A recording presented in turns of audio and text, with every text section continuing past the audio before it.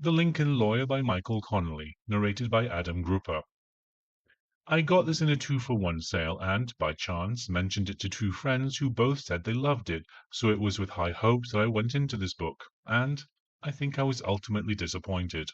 Only the final third was good. There was genuine excitement, and I did want to find out who done it, or, more precisely, if I had correctly guessed, and yes, I had. However, it took a long time to get to that point. What is strange is that this book is very easy to listen to. Connolly writes well in that he knows how to construct a good sentence and paragraph. Where he falls down for me, however, is how he constructs his story. Perhaps I misunderstood the premise. I was expecting this to be more of a traditional lawyer defending a client who may or may not be innocent kind of thing. But a lot of it is simply Mickey Haller being a lawyer and doing lawyery things. We find out the kinds of cases he works, who his clients are, and we're given background to the legal system. And while it's initially fine to listen to, after a while I didn't find this aspect of the book very interesting. I've read, seen, heard it all before. The plot is that Mickey Haller is called on to defend Louis Roulet, a rich man in his 20s or early 30s who's accused of attempting to murder a prostitute. Why this rich family would hire this kind of lawyer is briefly mentioned but never explored, and it really should have been. There's a very small chance it's because Haller defended a guy several years earlier in a subplot that is intertwined.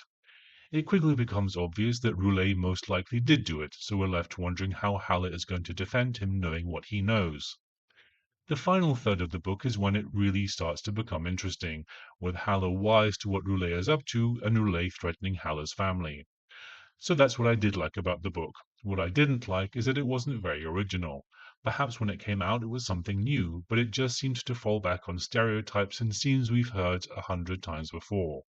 Haller has not one but two ex-wives, one of whom he has a child with. This ex-wife calls him Haller. Sorry, but I don't believe for 1 minute that during their marriage she called him by his surname. It makes the dialogue between them clunky. And when mentioning his ex-wife, he keeps using her full name, Maggie Macpherson, or, as he says, Macpherson. The other ex-wife runs his office.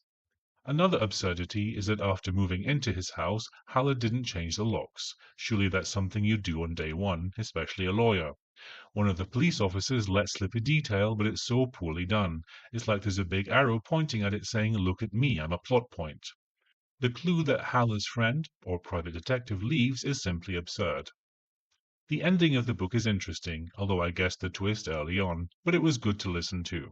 And I can see that the ending leaves a good impression on people, which is perhaps why it has so many good reviews. But the first two-thirds of the book really is turgid.